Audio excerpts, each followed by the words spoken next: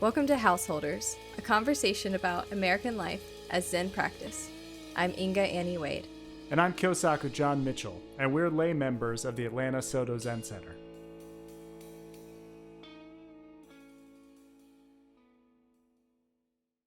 So I might have mentioned this before, but my bachelor's degree is in film and media. And for a while, my dream was to become a video editor. Mm-hmm. And I did do video editing for a period of time when I was getting my bachelor's degree. And that didn't work out because of disability type stuff. But that's not really what this is about. The reason I brought that up is because I have heard more than one Zen priest of sorts talk about how you have to be careful about the types of media you consume. Ooh, that nice. It can affect you. And I've heard this from Thich Nhat Hanh, and I've heard this from Brad Warner. And that's interesting because Brad Warner used to make cheesy action movies in Japan. Yeah, he was specifically talking about horror films. And now, interesting. Singling out a genre like that, that's actually my favorite genre, funny enough. I also heard a Twitter from you at one point that said you don't really watch TV as much anymore. And I was curious why you don't. You know, I understand that you have 2 children. And Yes. I could probably put the amount of time you spend watching things down quite a bit. But also, it sounded like it was more than that. It definitely, well, it's a little more complicated than that, actually. One of the things that I was saying was that watching TV and movies is kind of the one thing I still am doing, though I've dramatically curtailed all kinds of other media consumption. So you still watch movies and TV shows, but usually only like classic ones. We're very, very few new shows that come out on streaming or whatever are things that make it into our house. We usually watch. Well, I mean, we actually spend a fair amount of time rewatching entire shows that we've seen before, like The West Wing. We're in season 5 of our second viewing of The West Wing. And that show can like last you a year, you know. So it's sort of comfort food more than, and it's like enduring storytelling value. It's not just about a novelty or like a hunger for new content or distractions. But the thing I was saying about TV and video and in general movies and TV in that post was actually that's intentionally to dissociate for a period of time between putting the kids to bed and going to sleep. And I'm using it as a sort of deliberate distraction that I feel okay about, as opposed to, putting on a podcast. That's really the thing that I've stopped doing, is putting on podcasts while I'm grocery shopping or, things like that. Like distracting my mind, like the thing you were talking about with exercise the other day. It's like, like distracting my mind while my body does things. Like that's definitely something I don't do anymore. I can't do anymore. It's not even that I'm not doing it for some kind of moral reason. And I got into this a little bit in our last episode about sort of the moralism of mindfully doing things. That's not it at all. It's that I literally can't do it. I can't pay attention to the podcast or pay attention to the grocery shopping. I can't do either, so I don't listen to that kind of, I don't have stuff in my ears while I'm doing other things for my own sanity and function. And music was actually the thing that got me started on this little Twitter exploration that you're talking about, because I used to listen to music at all times. I used to constantly have headphones on and be constantly listening to music. It was like one of the most important things to me in my life, really, as like a teenager.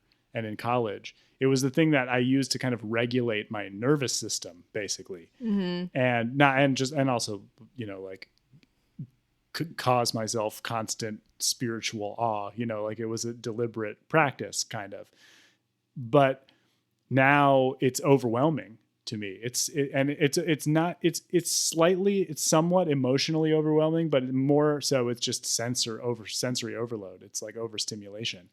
And that's the level on which I've kind of stopped consuming media that hijack my sense of time and awareness, except in that one situation after we put the kids to bed, where we go into a living room and close the doors and turn the lights off and sit on a couch and look at a TV and only watch video as a deliberate kind of escape, a way of resetting the world that we're in after the usually pretty stressful bedtime. Right. But to bring it back to the beginning of your inquiry and sort of ask you what it is that you want to get at about this. The thing that happened on Twitter when I posted that was a ton of Buddhists and spiritual practitioners of various kinds chimed in and were like, yep, me too. Haven't read a novel in 10 years, can't listen to music anymore. Like tons and tons of people confirmed that they were feeling this way. And there could be all kinds of reasons why. Maybe it's just we're all hyper saturated in media and overstimulated and can't deal anymore. But the prevalence among spiritually inclined people was really noticeable to me. So I'm interested in why you're pointing to Buddhist teachers as a source of this information and what you think that's about. Okay, so I was also watching a YouTube video, as I do. Yes. And this lady, she's not Zen. She was talking about people. She wasn't even talking about Zen people, but she was talking about certain self-help people that have adapted some Zen mentalities, and she didn't even say that. It was just that, to me, that's what I was thinking when she was telling about these.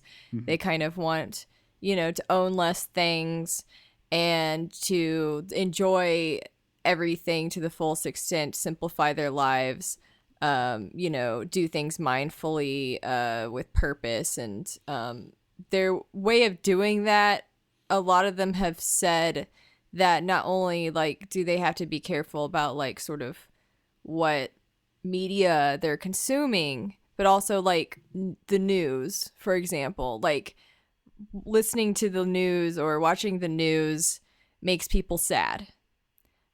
So their antidote is don't watch the news then it won't make you sad.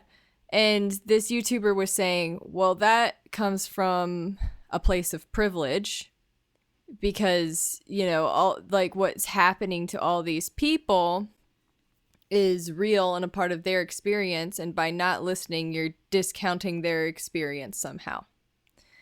And the thing is I don't think I try hard not to listen to the news so much because, when Trump was president, I think I followed it very closely from the beginning of that sort of election process and, for those 4 years. And now I'm just so totally over it. It's I've realized how sensationalized the news has been. And that makes it harder to want to listen to because the stuff that is being, reported on is dramatic and sensationalized. So that's one thing. I'll go back to the movies in a second, but what do you think about that idea? The idea that that one should take care of oneself emotionally by choosing what information to pay attention to and let it into your life, sort of regardless of whether there's any kind of civic or cultural or social responsibility to know what's happening in some way. Yes. Yeah. I agree. I think that that's more important. I think that, well, let me put it this way. I think that media are a low priority way of learning about the world. Mm-hmm. It's a beautiful and terrible facet of our society that we can learn so much about our world. I very carefully avoided saying the word reality there because that's not what I think it describes. The world that we believe we inhabit from these remote media that are beamed directly to us. I think that that's a very useful substitute for actually getting information about our world from the sources that matter to us. But I'm I value the web of human relations. It's hard to find words because there's a real slippery slope that gets very Buddhist very quickly about like what counts as media, like is language, like when you're speaking to someone face to face, like is that an unmediated interaction, or are you using the media of conventional language to communicate and does it have the same problems? You know what I mean? Well, for this like argument, Yeah. I would keep it to like actual forms of media, and we'll say like interacting with your like community face to face, or even through like Zoom. I would say it doesn't even count because you're not like having something translate it for you. Let's just reserve conversation as a special kind of medium at the very least. Okay. And what I would say is the more deeply you are related to that person, you are in relationship with the person that you're in conversation with, the more special the medium of communication is with them than like compared to a one-way medium like TV or radio or podcasts or video streaming or whatever.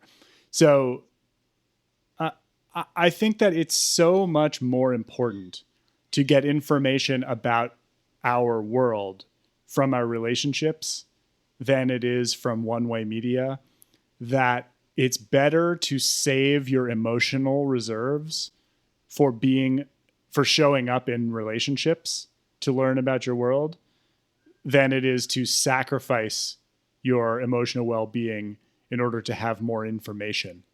To make it more concrete, people who are super duper online about everything, politics, current events, news, whatever, people who have takes all day long are so exhausting to me to talk to face to face, because there's so much reference, there's so much in group language and inside jokes and memes coming out of their mouths that it's actually exhausting for me to try and pick through and find out where the person is really coming from and what they're really saying in this moment. And so it damages the relationship that I have with that person to try and have a conversation about what's really going on in our lives. And that's for people who are in it, who are getting some, I mean, they may be causing themselves emotional devastation also on another level, but that's for people who feel like they get something emotionally necessary out of being online. And for people who don't feel that way, like I once did feel that way, but I no longer do, and it's been a long time since I do. And the this person that you're describing who stopped watching the news, cutting that off. I mean, I've left social media multiple times now, and that does mean two-way media about talking, like that involves talking to people, but it also involves cutting off sources of one-way information, video and posts and links and stuff that I got from those social media networks, and cutting those off and losing the access to that sort of meme world was so worth it for my sanity and well-being that it's way worth whatever. I mean, like, I understand the privilege argument that like I need to know what's happening to the people, like it's like cutting myself off from information about what's happening in the quote unquote real world I mean, that's what it sounds like I'm doing to people who are extremely online, but that's not what I'm doing. I'm making myself more available to the really real world. There's a million air quotes around all kinds of words like that on our show because we're Zen people. But I mean, I think what you're saying is that you can be of a better service to your immediate community if you if your well-being is in a good place. Mm-hmm. Yeah, that's definitely what I'm saying on one level, but I think on just an information level, just on a level of sort of being informed about the world, I actually feel like I'm a better neighbor and, customer of, service people that barbers and grocery store clerks and, like the people that I actually talk to on a day-to-day basis. If I'm like open and curious and paying attention to what's really in front of me, I have better conversations with those people and learn more about the world that I inhabit than if I were thinking about or posting about some other thing the whole time, you know, and looking down and to the right as I move through my world at a phone screen that was taking me somewhere else. So I actually feel like I'm getting more information about the world that I actually live in when I'm not looking down at a screen.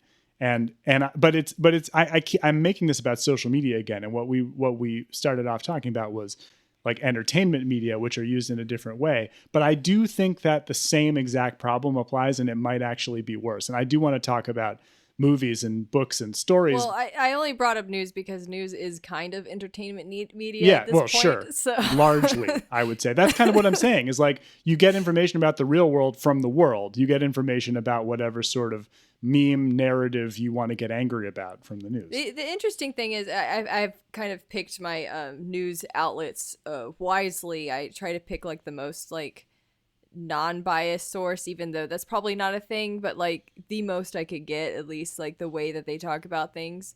And then I still hear about stuff.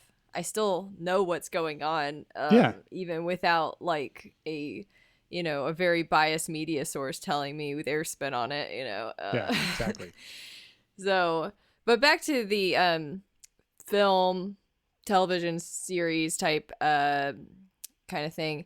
I think what the argument is that these types of media get an arousal out of people. And you don't have a lot of control over that arousal response. And what does that mean as a Buddhist, I guess, who is trying to meditate and I don't know that see, every time I try to describe this, it's like, well, we're not trying to do that. Anyway, being more in control of their emotions is something we're known for, even if it's not true. So that's what I've heard from Zen public figures is that you shouldn't be consuming things that get these sort of arousal responses out of you. And I could see this argument a lot for something like porn and maybe to a lesser degree TV shows and films. But I also think that there's a way to view these in a way that's more active and more critical, and also a way to remove yourself from the situation, I guess, of the series or whatever. But not to say that these things have never affected me, because I guess they do cause some sort of response in me at some times. Like if it didn't, I probably wouldn't watch them. That would be kind of like, what, I guess you'd just be bored with it. Like I don't feel anything when I watch this TV series, so I'd probably stop watching it. Not much of a reason to keep going. But maybe it's that like addiction to like these different kinds of emotions and feelings that these Zen public figures are trying to like get away from. Like you don't want to be addicted to stimulation. It might make it harder for you to appreciate the mundane world. That I think that that's a classical Buddhist argument, and it makes sense that it sort of makes it into every Buddhist world.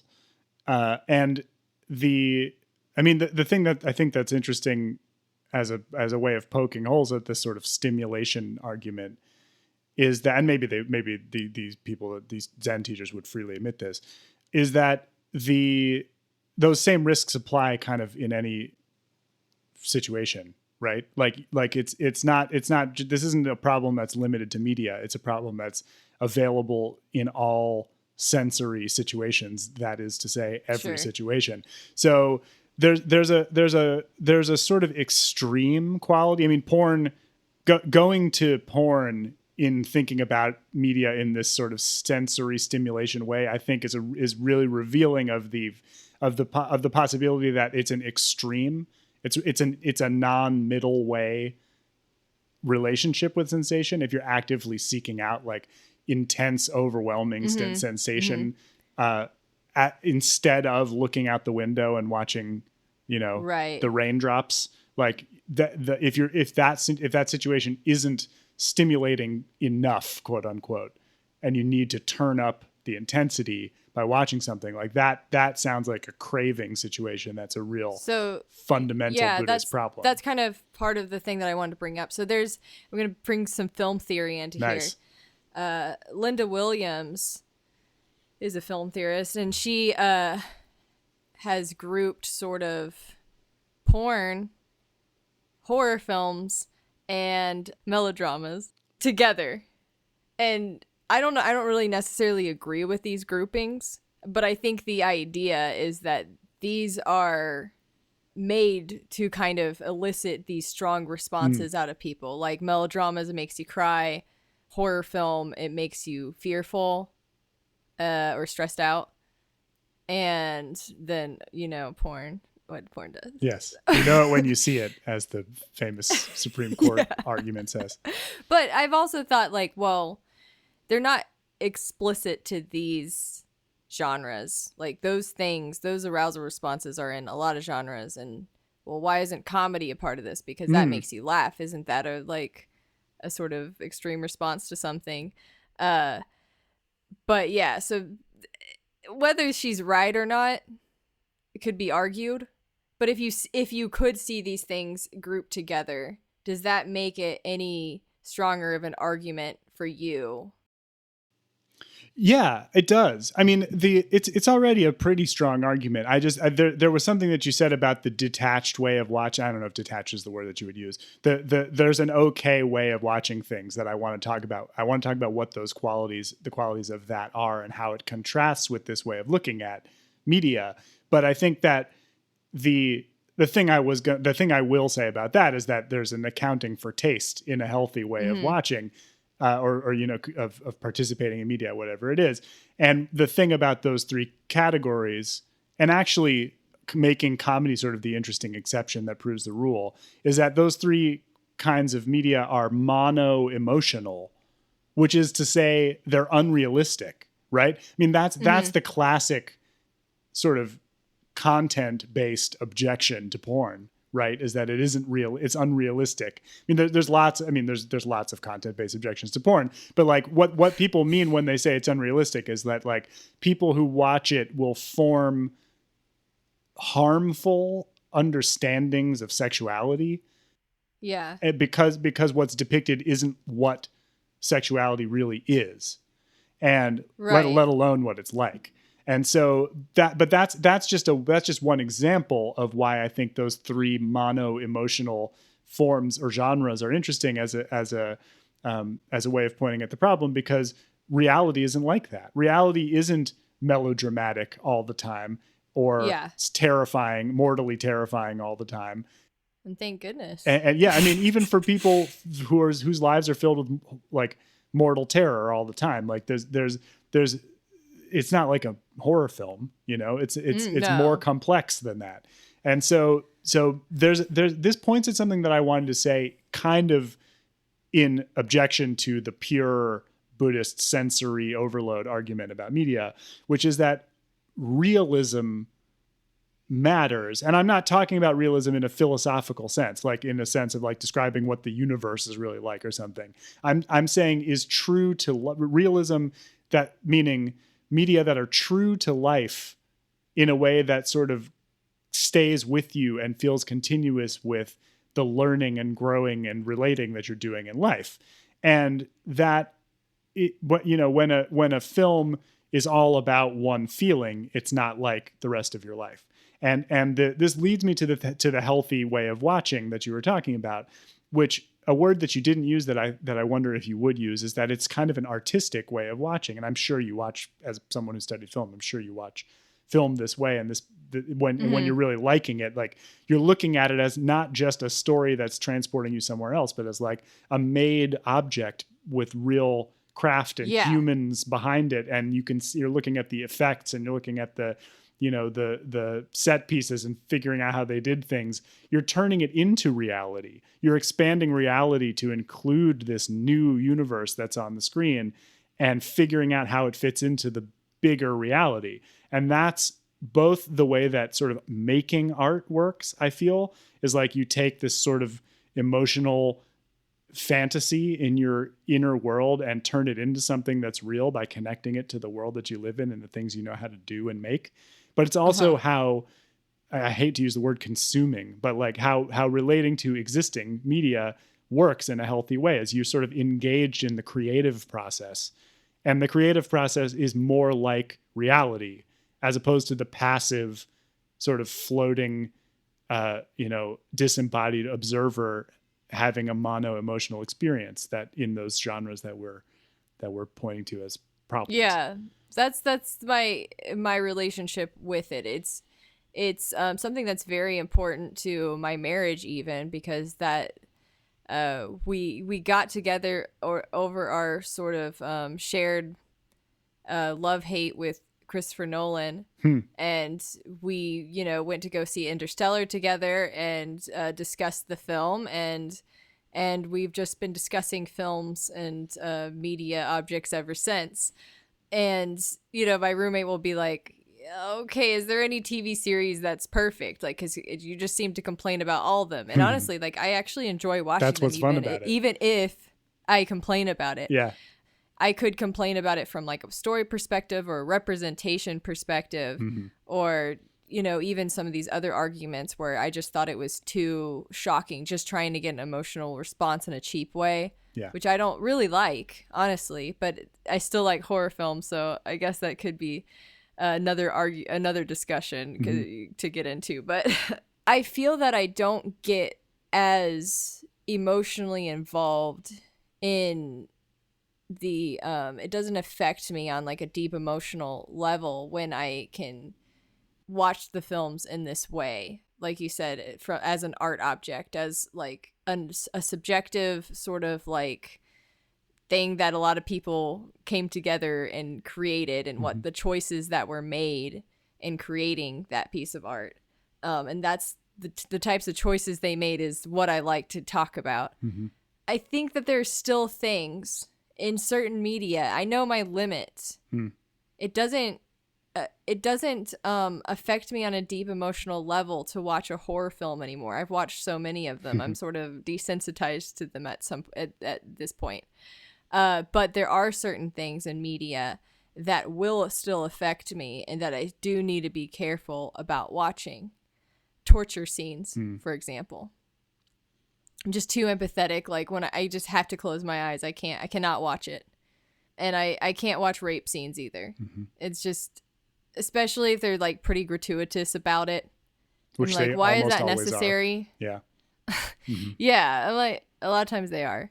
So I'm like, that I just feel like is kind of entirely unnecessary in most cases. And I'm like, well, if you're like trying to say this is a bad thing, why are you even showing it? Like, I don't know. But that's my 2 cents. Know what does affect you and try to avoid that. But I don't think it means that you have to avoid everything that other people think is disturbing, because everybody feels differently about different things. Like, maybe if you weren't raped, a rape scene doesn't seem that disturbing, but for other people it could really affect them to see, trigger warnings. And horror films don't affect me like that. Sometimes they make me feel good after watching them. So maybe because I'm just not in that situation. So I'm like, oh, good, I don't have to deal with that. At least a ghost isn't chasing me or whatever happens.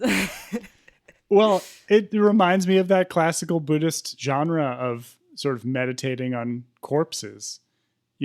That's meant to bring you into like full visceral awareness of the fact of death and decay.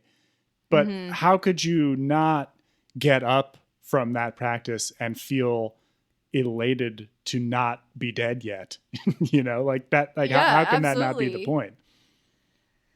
Like, I'm thankful I am still here and I still have some experiences in this life. And, I think depressing movies can feel that way too, where I'm just like, I don't have to have that outlook on life. That's like you were saying about it being like mono emotional. It's like when I watch something that's really depressing, I'm like, I recognize like that's not life. Even when I'm going through a really hard time, I have moments that are really happy and where I laugh and where I have a nice sit on the porch and a nice walk. It's never really like a really depressing movie. Householders is a production of the Atlanta Soto Zen Center in Atlanta, Georgia, and the Silent Thunder Order. Find us on the web at aszc.org. Our Sangha depends on your support. You can donate by PayPal to donate at storder.org. Gasho.